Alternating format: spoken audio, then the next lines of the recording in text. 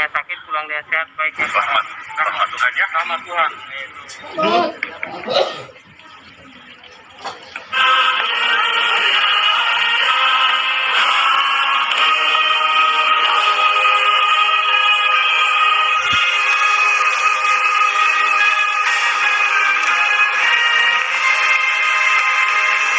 Karena saya yakin banget sama Pastor Andi ya. Karena di dalam Pastor Andi itu ada Kristus. Saya meyakini itu. Karena saya yakin banget sama Pastor Andi ya. Karena di dalam Pastor Andi itu ada Kristus. Saya meyakini itu.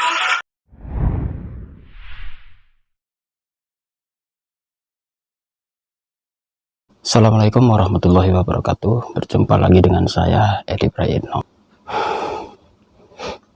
Semoga semua masih dalam lindungan Allah Subhanahu wa Ta'ala, tetap diberikan kesehatan dan panjang umur. Dan saya juga 1 minggu ini masih dalam proses penyembuhan ya, karena akhirnya tepar juga. Yang jelas kita semua berharap apapun itu. Jadi saat ini kita melalui suatu ujian musibah yang sangat luar biasa, di mana pandemi ini sampai saat ini masih belum habis. Dan pada bulan-bulan Juli ini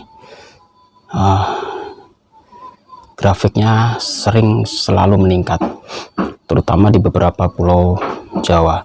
Untuk itulah saya serukan juga kepada rekan-rekan semuanya, tetap stay di rumah, hati-hati, jaga kesehatan, dan juga patuhi protokol dari pemerintah, karena apapun itu yang terbaik buat kita.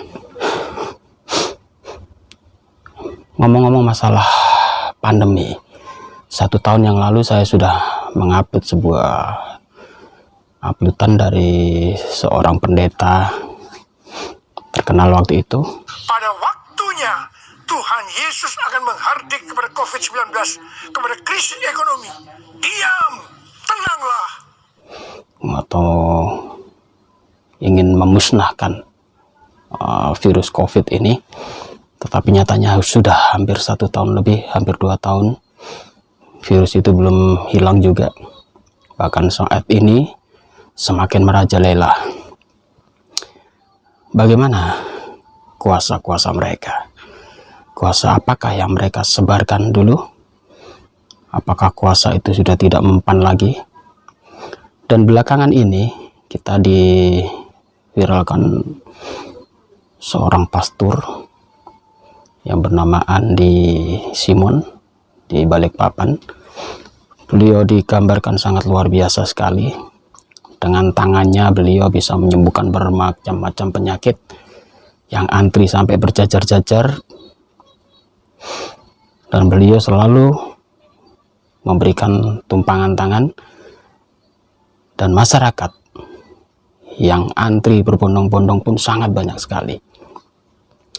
Apakah sebuah fenomena ini menarik kita kaji ya. Jadi di tengah-tengah musim pandemi ini, masyarakat pastilah diberikan suatu beban yang sangat pelik dalam kehidupannya, yaitu berupa penyakit, sakit penyakit. Dan semua orang pastilah mengharapkan sebuah kesembuhan. Dan banyak sekali orang akhirnya berpikir pun tidak rasional lagi untuk mengejar sebuah kesembuhan tersebut. Bahkan berita-berita hoak berseliweran di lingkungan kita. Ada yang mengatakan mengkonsumsi produk susu tertentu bisa menyembuhkan COVID ini atau wabah ini, sehingga produk susu itu pun di bermacam-macam atau di berbagai outlet dan juga di supermarket diserbu pengunjung sampai habis. Demikian juga isu adanya vitamin C yang harus dikonsumsi tiap 1 jam sekali. Orang berbondong-bondong menyerbunya. Dan itu sudah dibantah oleh Dr. Tirta bahwa itu semua adalah hoak. Tidak semudah itu ya. semua itu hanya pendukung saja, tetapi belum ditemukan secara pasti obatnya apa. Kemunculan dari Pastor Andi Simon ini, kemunculan dari Pastor Andi Simon ini juga sangat luar biasa. Di tengah-tengah masyarakat, susahnya masyarakat mencari kesehatan, tiba-tiba muncul seorang pastor bak dewa penyelamat. Dengan hanya menumpang tangannya saja, orang banyak disembuhkan. Dan hati-hati, yang antri ke sana pun bukan hanya orang-orang non-muslim, karena mereka selalu mengundang, tidak memandang agamanya dia apa.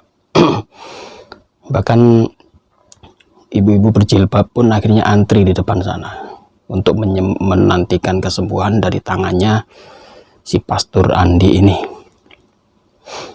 Bahkan seorang ibu rela membawa anaknya dari Jakarta ke Balikpapan hanya untuk meminta kesembuhan kepada pastor ini. Karena saya yakin banget sama Pastor Andi ya.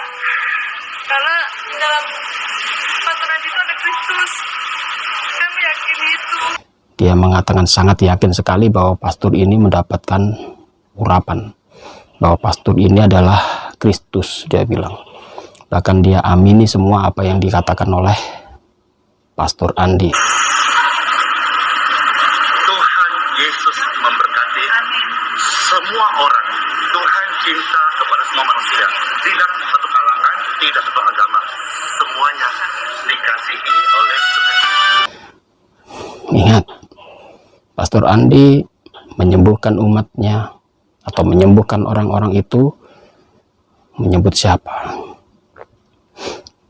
Beliau selalu menyebut bahwa Tuhan Yesus yang menyembuhkan. Dan orang-orang berbondong. Dan yang saya sangat sayangkan, termasuk orang-orang muslim yang tidak tahu apa-apa itu pun akhirnya datang mengharapkan kesembuhan keluarganya, meskipun yang didoakan itu dalam nama Yesus. Bahkan di beberapa videonya dengan terus terang bahwa pastor ini mengatakan kesembuhan ini adalah dari Yesus Kristus. Jangan gadaikan iman-iman saudara hanya untuk mencari kesembuhan. Jangan gadaikan iman saudara-saudaraku sekalian hanya untuk mencapai atau mengharapkan kesembuhan yang belum pasti itu. Saya katakan belum pasti, kenapa? Karena belum yakin, atau saya juga tidak yakin bahwa semua orang di sana pasti disembuhkan. Mungkin 1, 2, 3 karena tersugesti atau karena udah sembuh dan sebagainya, bisa saja itu terjadi. Tetapi jangan Anda anggap seorang pastor ini adalah dewa yang segala-galanya. Bahkan orang Kristen mengamini, orang Islam pun mengamini apa yang dilakukan dia. Dan akhirnya orang-orang yang para ibu-ibu berjilbab ini pun akhirnya rela menantikan tumpangan tangan dari pastor ini, mengharapkan sebuah kesembuhan. Ingat saudara-saudaraku, banyak hal, ada banyak faktor orang bisa dimurtadkan. Biasanya ekonomi, kesehatan, dan juga hidup kemakmuran. Tetapi untuk orang muslim, saudara-saudaraku, saya tetap ingatkan bahwa apa yang beliau lakukan itu sangat erat hubungannya dengan dakwah beliau untuk menyebarkan agama Kristen, menyebarkan bahwa Yesus itu adalah Tuhan.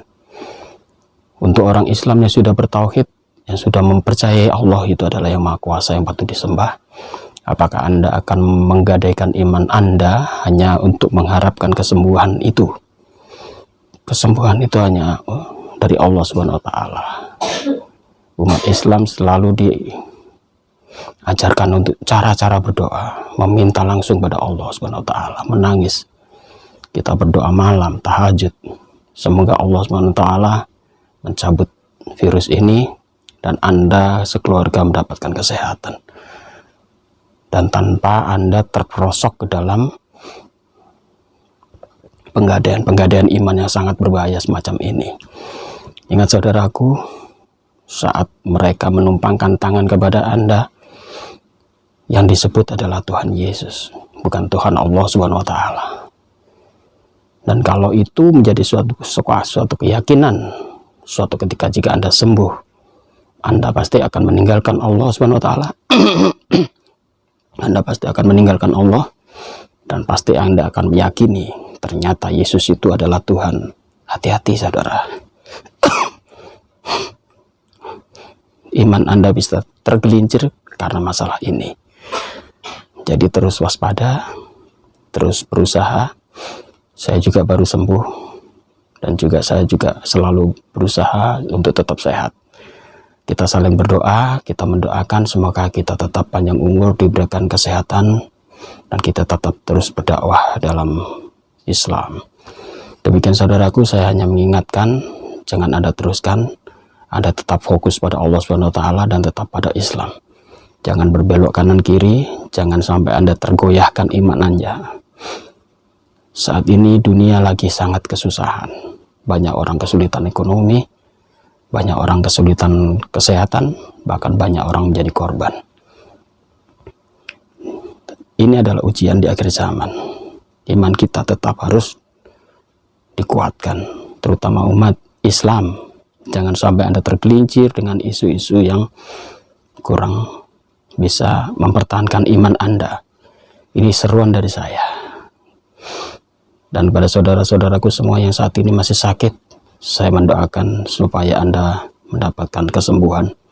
Dan untuk saudara-saudaraku yang sudah meninggal dan keluarganya, diberikan tetap ketabahan. Dan Anda tetap memegang iman Islam Anda sampai akhir hayat Anda. Demikian dari saya. Terima kasih.